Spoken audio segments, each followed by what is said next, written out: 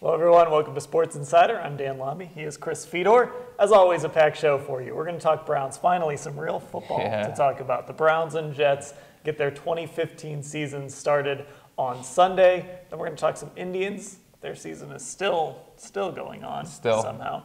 And the Cavaliers as well. Their season is coming up. So we're going to get ready for Cav season. We're going to talk to Joe Vardon about LeBron James, about all things Cavaliers. And then Bud Shaw will be joining us later in the show as well. But first, let's bring in our Browns beat reporter, Mary Kay Cabot. Mary Kay, I think it's going to be interesting going into Sunday, just given the way that some things happen throughout the preseason with injuries, with guys missing time. Duke Johnson is somebody that a lot of fans are excited about, and the Browns were very excited about him too. But he missed 3 preseason games. He played in about 10 snaps during the preseason, missed a big chunk of training camp. What do the Browns expect for him on Sunday? Is he going to have the kind of role that they envisioned a couple of months ago? And is it fair for the Browns to ask him to do a bunch on Sunday? Well, you know, I think the concussion might put a little bit of a monkey wrench into those plans. I think that they'll have to kind of take it a little bit easy with him and just kind of make sure that he's not overdoing it right away. So I think they're going to have to monitor it. I think they will use plenty of Isaiah Crowell and sprinkle in as much Duke Johnson as they can. Now, they would love to use Duke as their featured back, you know, right from the start and keep it rolling and let him get the hot hand and see what he can do. But I think they're going to have to proceed with a little bit of caution. He's still a rookie, and he's missed a ton of time. So we'll see how it plays out. Now, Mary Kay, obviously they are thin at running back. There's these rumors about Montee Ball out there. Is he a guy that they're interested in? Is he a guy that they could add anytime soon? Well, you know, I've been kind of trying to stay on top of the Montee Ball thing for a while, and I all throughout this process, I have heard that, you know, nothing is imminent. They have checked into it. They have inquired, but it didn't seem like there was going to be anything happening right away. But, you know, that can change on a dime, depending on how they, you know, how everybody came through practice yesterday, if they feel Sean Drone would be ready to go.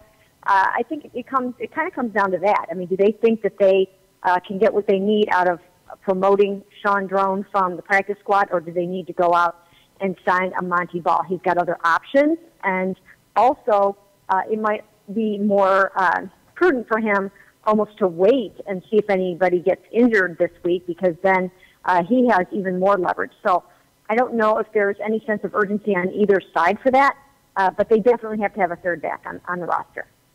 Mary Kay, have they seen Montee Ball play since he left Wisconsin?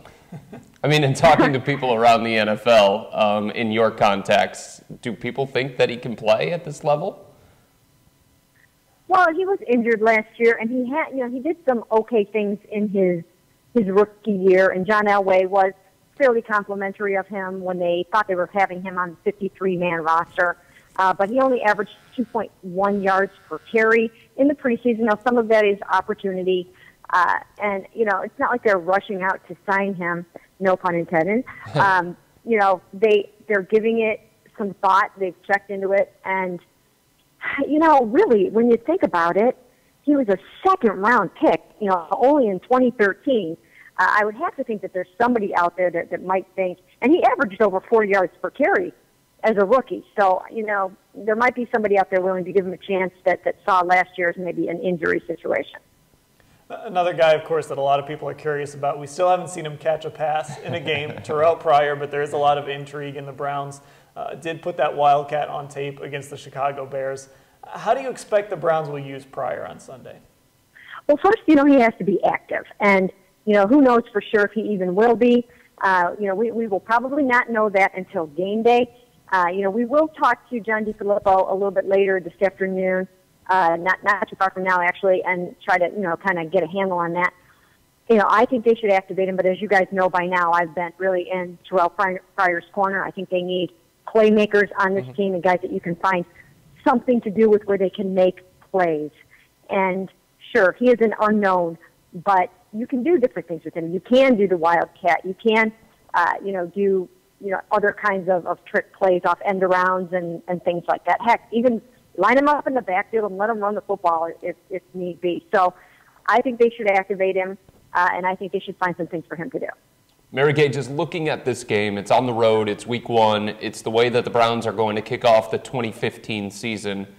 How important is this game from the Browns' standpoint, and how much of an emphasis do you sense that the Browns players and the Browns coaches are putting on this game and getting off to a good start this year? Well, obviously they're putting a tremendous premium on it, and I do believe, and I haven't looked up the stat lately, but when you start the season 0-1, your chances of making the playoffs decrease dramatically, and when you go to 0-2, it goes kind of sky high from there. So it's obviously very important to get off to a good start. The other thing is they've got a little easy stretch here in the first 3 games, and they need to build a little bit of they need to stash some chips away here, some victories. So if they can do well in these first 3 games, that gives them a little bit of leeway going forward. They've got to win, probably 2 out of these first 3 to feel good about the first part of the season. Mary Kay, not a lot of people have talked about Josh McCown and really what to expect out of him this season. In your mind, what are realistic expectations for this guy? 36 years old, coming off an awful season in Tampa Bay. What can we realistically expect out of him? Well, I think you can realistically expect solid, middle-of-the-pack quarterback play from him this season is what I would be expecting. Solid, not spectacular, gets the job done, tries not to turn the ball over, shows better mobility than people think, a little bit of better arm strength than people think, but you have to have the playmakers and the weapons around you. When he was throwing 13 touchdown passes and only 1 interception in Chicago in 2013, he had Brandon Marshall and Alshon Jeffrey. So, it's just a matter of who's going to be there for you. And, he's going to need some guys to step up, I know he'll spread the ball around, but you kind of still need that go-to guy. And I don't know if he's got that guy yet. Obviously, they've had issues with Dwayne Bowe all preseason. I think Gary Barnes is a little bit underrated as a pass catcher. So I think he'll make some plays. Maybe Travis Benjamin can come through on some go routes and use his speed, Taylor Gabriel. But when it comes to, going up and getting the ball in the red zone or the end zone, they need to identify those guys.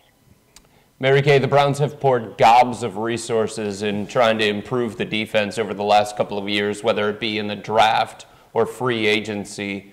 There's so much conversation about whether the Browns are going to take that next step on defense. They want to be an aggressive, defensive-minded team. What needs to happen for this unit to take that step defensively and approach the caliber of some of the other elite teams out there? Well, I think they have to be able to stop the run this year, and it's going to be all hands on deck. And if Danny Shelton is as good as he has looked in preseason, the times that we've seen him flash and really kind of just look, I don't want to say dominant, but there's times where he has really looked like he's getting to kind of push and taking on the double blockers that you would expect. I do think that they will take a step up that way. I've seen good things from Xavier Cooper too, and then you're going to have the guys in the secondary, the safeties and the cornerbacks pitching in on run defense. I'm sorry, there's somebody. There's a lot of beeping going on over here. But anyway, so I really do think that that's the place where they need to become an elite defense. And the other thing is forcing more turnovers. They're okay in the interceptions, but they've got to punch the ball out more and recover more fumbles. All right, Mary Kay, thanks for the time. Okay, thank you. If that is not an inspiring assessment of Josh McCown that she gave us, I don't know. Oh, no, Dan, what do you want us to say? I mean, at this point, I did power rankings yesterday in the NFL for cleveland.com, 1-32, and look, I wanted to be more optimistic about the Browns, and I wanted to put them higher, but I put them 29th. I mean, you can talk about the defense all you want to. You can talk about the offensive line all you want to. There's one reality that we can't escape. The Browns are going to have a bottom 5 quarterback situation. They're going to have a bottom 5 running game situation, and they've got a bottom 5 group of wide receivers. And you could actually make the argument that they're 32 in all 3 of those areas in the NFL. The fact of the matter is they have to go out and prove it. That's they have to go out and right. prove that they are actually better than how people perceive them. I mean, how often does a team get to 500 on the strength of its offensive line? Think about that. It's the best thing about this team. You're going to get to 500 because your offensive line blocks really well. What you really need to know about Josh McCown is yesterday he was asked a question. He was kind of stumped on how to answer it. Okay. So he just kind of shakes his head and goes, golly. That's my guy right there. That's my guy. Say that. If I thought he could play at all, I'd rush out there right now and I'd get a Josh McCown jersey. What number is he wear? 13? 13. 13. Yeah. I would go out there. If I thought he could play, I would do that just because of that comment. That's my guy. Well, what is scarier about the quarterback situation? Not just, that Josh McCown is your starting quarterback, because, he might have some flashes here and there. He might have some, he's better than Brian Hoyer, I suppose. A little bit. I mean, I don't know. That's a low bar. Like, you want to get punched in the face or you want to get kicked in the shin. Yeah, exactly. It's up to you, man. So, I don't know. He'll have his moments that you like. He'll have his moments when he's under pressure or he starts throwing the ball to the other team. He is what he is, but what's scarier is when he struggles or if you need to replace him, you're doing it with a second-year quarterback that hasn't proven he can play and who has a sore throwing elbow. Right, and I think you hit on it when it comes to Josh McCown. There are certain guys that are backups for a reason, and, they can give you the flashes. They can give you a couple of games here or there where they can go for 300 yards and 3 touchdowns. But the ones that are starting quarterbacks in the NFL, they can sustain that for 16. Last year, Brian Hoyer, he got off to that good start. You saw some flashes. You saw some positive things. But he regressed at the end of the season. He went back to Brian Hoyer because he's not talented enough to keep that up for 16 games. And in the final 6 games, he had 2 touchdowns and 9 interceptions. That's who he is. That's who Josh McCown is. There are going to be games, Dan, where he might win you a game. Yeah. He might win you 2 games. And he has shown that in his past. And I know it was Chicago, and he had Matt Forte, and he had Brandon Marshall, and he had Martellus Bennett and all those guys. But 300 yards and a couple of touchdowns, he can do that for a few games. That's what backups do. And the other thing, you mentioned the running back situation. We saw some flashes from Isaiah Crowell last year. I don't know that I ever looked at Isaiah Crowell and said, give this guy the ball 25 times. I know, I didn't. He's a really nice change of pace back. That's what I thought. I don't know if you want him carrying the ball that much. And here's the other thing. Not only did you not look at Isaiah Crowell last year and say that, the Browns absolutely positively did not look at Isaiah Crowell and say that. You know why? Because they used a 3rd-round pick on Duke Johnson. Because they know that Isaiah Crowell has limitations when it comes to protecting the quarterback and pass protection, and because he's got limitations with what he knows in terms of the playbook and what he can do catching the ball out of the backfield. You brought in Duke Johnson to do all those things because you know Crowell can't do those things. And if you want to be a 3-down running back, if you want to be a featured running back, you've got to be a guy who never has to come off the field. He's got to come off the field in certain situations because there are certain things that he simply can't do, and the Browns know that. All right. Hey, let's talk Cavaliers. All right. And part of our Cavaliers reporting team specifically covers LeBron James. Joe Vardon joining us. Joe, how are you? Well, I'm smack in the middle of the fairway on number 5 at Big Nest. So, I'm feeling okay about things. That's the par 5, right, Joe, or is that not the par 5? That is the par 5. I thought so. That is the par 5. Looking at about 217 to the hole here. I have 5-iron in my hand, so we'll see what happens. 5-iron? You are a beefy golfer, Joe. 217 5-iron, dude. I'm busting out 5-wood, bro. I didn't say it was going to get there. I just said that's what I had in my hand. Oh, okay. All right. He's playing a conservative. I thought you were going for the green and 2 with an iron, like you're Jason Day or something. My goodness. Well, I am nothing like that. All right, Joe. At cleveland.com/Cavs, folks can find your video this summer of LeBron, where you kind of recap from the banana boat to the college fund or whatever you want to call it to him training in Miami with his teammates. Let's start there. This pre-training camp that LeBron is putting together. How many guys are there? Do we have any idea? What's the response to him kind of calling his teammates together Anchorman style? Yeah, I think it's going to be well attended. LeBron and Kyrie were already down there. Joe Harris was on his way. I think I would imagine Tristan shows up. You have to consider that there's a number of guys who are hurt, and of course Kyrie's one of them. Timofey Mozgov is coming off surgery, and so he's going to be slow. that's one to keep an eye on. And then Kevin Love, we think he's going to be okay at the start of training camp, and there's Anderson as well. So, the interesting thing here is not that LeBron summoned them. That happens almost every year on every team. Last year it just took place in Cleveland. I think it is a little interesting that just simply that they're back in Miami where he just sold his mansion. But LeBron has some training people that he trusts down there, and it's kind of a good place where you can work out and also kind of just get away from Cleveland for a little bit. So the place where they can all kind of get their minds right for the end of the month. Joe, do you get the sense in talking with people from the Cavs and talking with people in LeBron's camp that he's still not completely over that NBA Finals loss against the Golden State Warriors? Well, Chris, he's lost 4 finals. Yeah. So this isn't his first rodeo, and really, of all the finals, I mean, in 2007 he was just outgunned. And then in this time, I mean, he got them, I think, probably about as close as they could get. So I don't know if you're ever over the final, losing in the finals, and he's done this 4 times. I think for him, it's more like, it's starting to shape his legacy a little. And he already has a wonderful legacy. He's one of the best players the NBA has ever had. But he's 2-4 when it matters most. And, he knows for so many reasons, he knows he needs to get one with Cleveland. So that's what he's thinking about right now. Now, Joe, LeBron is in an interesting spot with this Tristan Thompson thing because obviously his role with the Players Union and, of course, the shared agent, they want to get the guy paid, I'm sure. But on the other hand, I'm sure LeBron wants his whole team together as soon as possible. Have you gotten any sense of where LeBron is on this Tristan Thompson stalemate? I think so.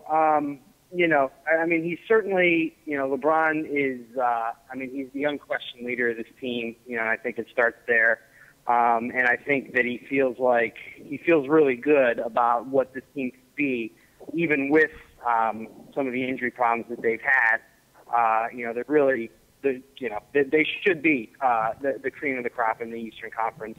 And, they should be the pick to win it all. Now, looking at the Cavs' approach, there's been conversation about, what's going to happen with Kyrie Irving, maybe even Kevin Love, just taking things slow with these guys, not rushing them on the court. What do you make of the Cavs' approach when it comes to those things, Joe? Yeah, last year was a learning curve for sure. LeBron and Kyrie in the top 5 in the league in minutes, and for a while, Kevin was way up there too. And then, of course, we know because of some playing time issues, not related to his body, wanted to limit minutes. This is going to be one way to do it, is just to not play these guys. And they're deeper. They are. They're, Richard Jefferson should be an upgrade over Sean Marion, and Mo Williams being there helps. And, we'll see about Sasha Khan, and we'll see about, and how Anderson Varejao is. And then when they were really stockpiling those minutes in November and December, they didn't have JR and Amon. So, kind of a full complement now, and it'll get even better once Kyrie's ready to go, whenever that is. And so it should be easier for David to knock a few minutes a night off of LeBron and Kyrie's docket. All right, Joe, we're going to let you go and try and, we thought maybe you were going for an eagle, but we'll take a birdie. Good luck out there. All right. I'll take anything other than in the water. And you've got that short par 4 coming up next, so attack that one, Joe. Right down the right side of that one. You don't want to go left because you've got the overhanging trees on 6. Hey, if only this were a video game, that'd be no problem. All right, Joe, thanks for the time. Thanks, guys. Look at you.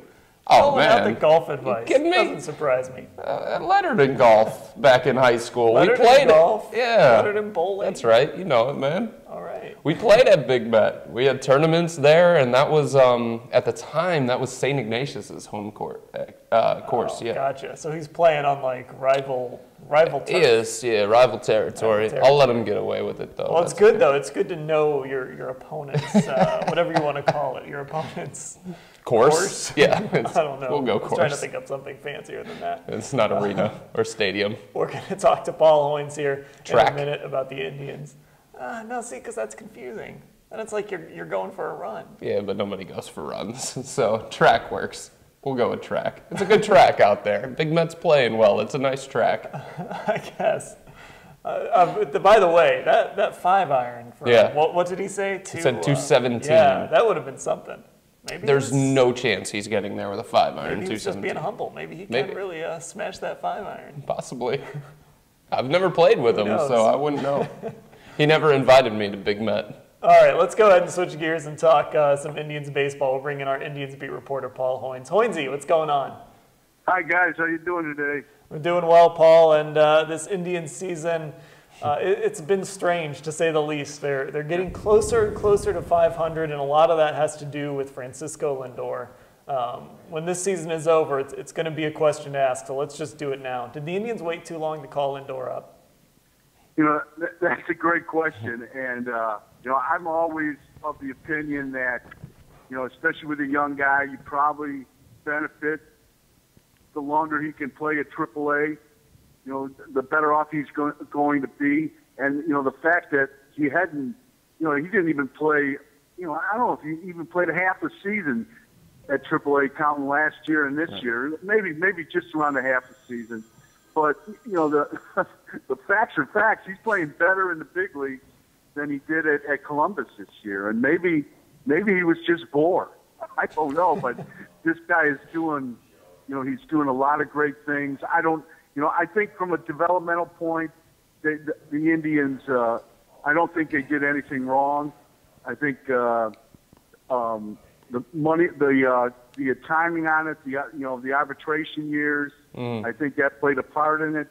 But you know, from a win-loss standpoint, he's certainly invigorated the club, and it would have been interesting to see if they would have brought him up a month before they did. Where'd they be right now? Hoynes, do I have this right? He's missed 61 games so far this year with the Indians. Is that right?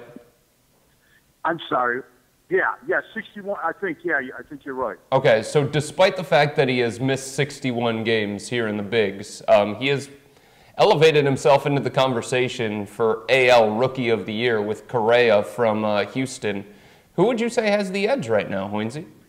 You know, there's a guy in Oakland that I think people are forgetting. Billy Burns has been up all year.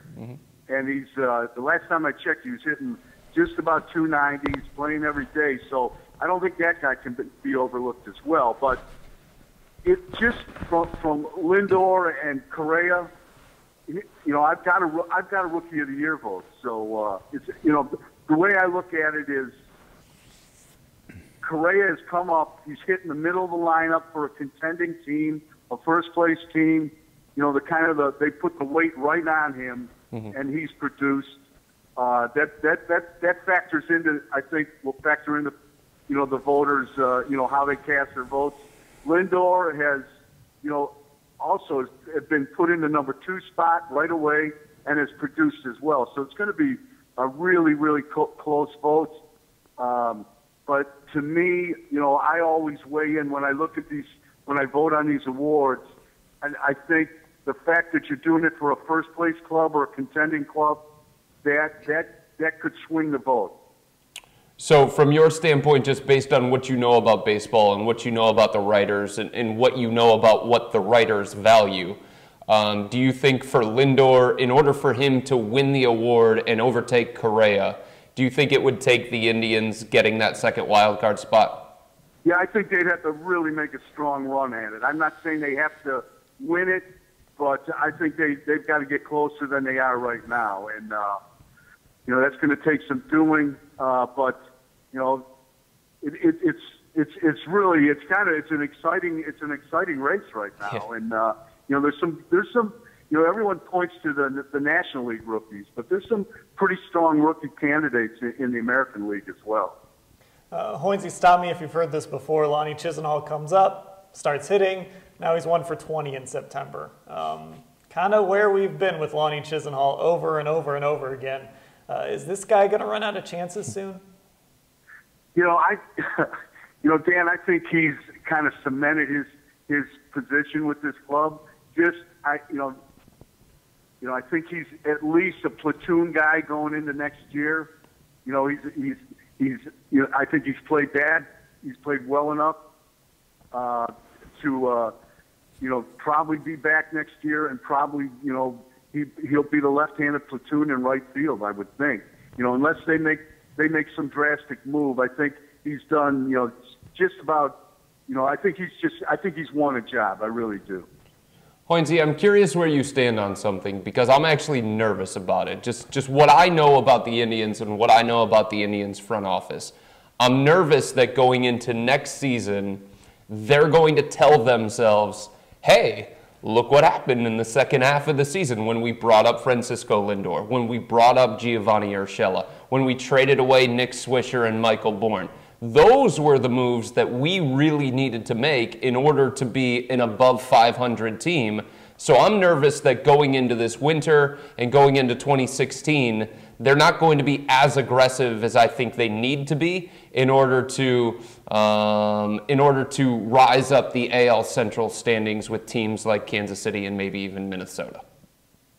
Fedor, I couldn't agree more with you.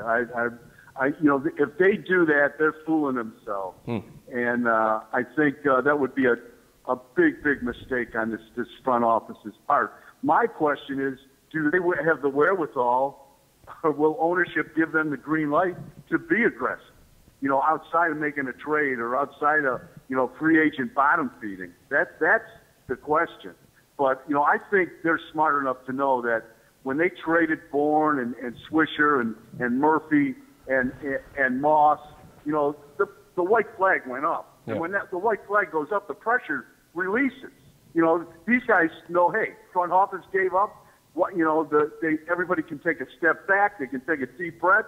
And then you bring up a bunch of kids, and if their kids aren't going to play hard, then, they don't even belong in baseball. So, that would be a colossal mistake on my part, on their part, if they were fooled by this second half surge.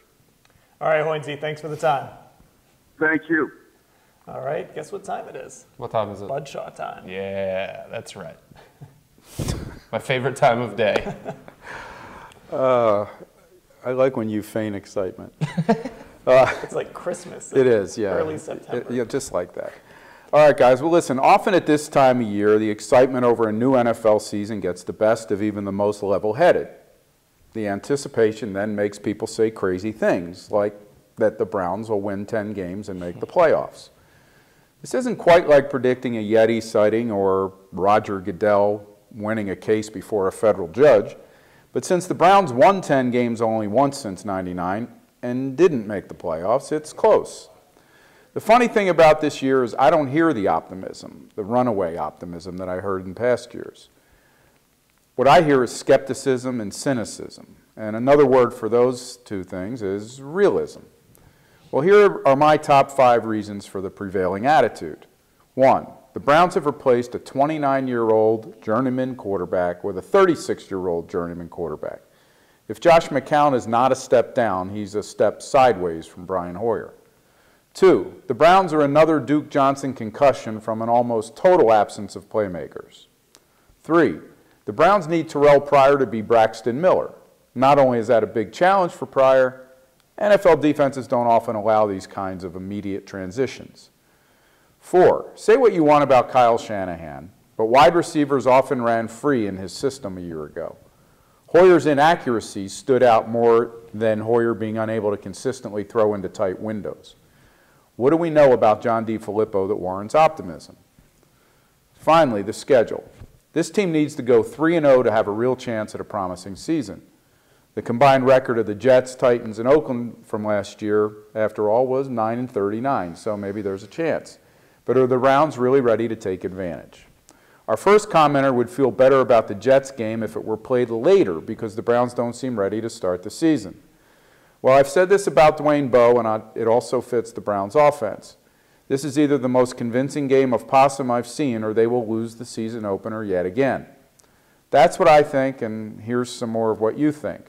Our second commenter says the Browns could use the point spread, a 3-point dog to the Jets, as motivation. If that's what they need for motivation going into a new season, I won't rule out 2-14. Lakewood Diner goes down a litany of problem areas on the offense, everything from Josh McCown's career trajectory to Dwayne Bowe's near disappearance in camp, and concludes, what could possibly go wrong? Well, that commenter actually shows great restraint because he could have just as easily mentioned a suspended GM, a suspended offensive line coach, and an offensive coordinator who's never called plays in the NFL. But it's good to know, I guess, that not everyone is letting the size of the challenge drive down expectations. I did find one prediction of big success for the Browns from Buckeyes and Browns, who says, don't be ridiculous. The Browns will win 10 games this year. I can only go by what I see, as one hooded genius once said. And all I can say is, what a coincidence. My season prediction has the numbers 6 and 10 in it too. Guys? 10? How does anybody get 10 wins? Okay, so we're doing these the Browns, why the Browns will win X number of games, right? Yeah. So I thought, I'm going to be super optimistic about this team because everybody's going to say 5-11. So I'm going to try and be super optimistic. Right. I still struggled to get to like 7 or 8 wins. Yeah. Hey, they don't look ready to me to start a season. Now, maybe they are. Maybe the whole idea of training camp was to get out of it healthy. Everybody's pretty healthy on this roster right now.